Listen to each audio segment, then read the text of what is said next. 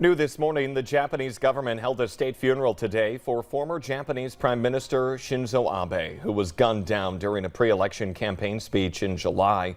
U.S. Vice President Kamala Harris is representing the United States at the services. Hundreds of people protested the state funeral because of the $11 million price tag in a time of economic pain for, quote, ordinary citizens.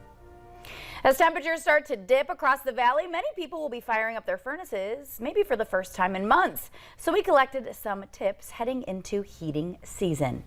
Service technicians say it's important to clear debris from outside pipes before turning your furnace on.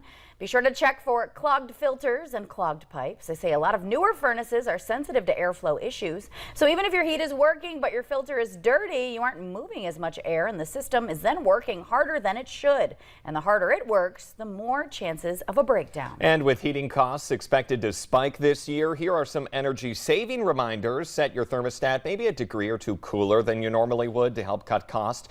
Another good reminder, if you're firing up a space heater, make sure it's on the floor and at least 3 feet away from anything that's flammable.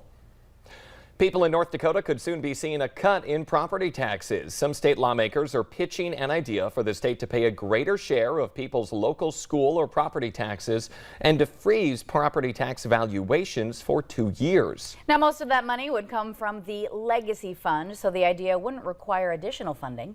The plan is designed to provide a boost for the business community during a time of economic uncertainty.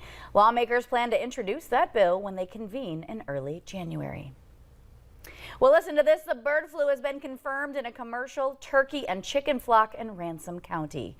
This detection extends the suspension of poultry events in Ransom and the adjoining counties of Cass, Barnes, and Richland. Counties newly under that suspension are Sargent, Dickey, and Lemoore. The North Dakota Department of Ag says the area has been quarantined and the flock is being depopulated. Owners of domestic birds within a 6-mile radius of that farm are being instructed to closely monitor their flocks. Bird owners should be especially careful as the fall migration begins. Let's see how people are responding now to that question of the morning on Facebook. Our question today, doing this reduces stress, increases empathy, and boosts creativity. Here are some of your ideas. Diane says taking a bath. Todd says skipping work. And Wanda says taking a nap.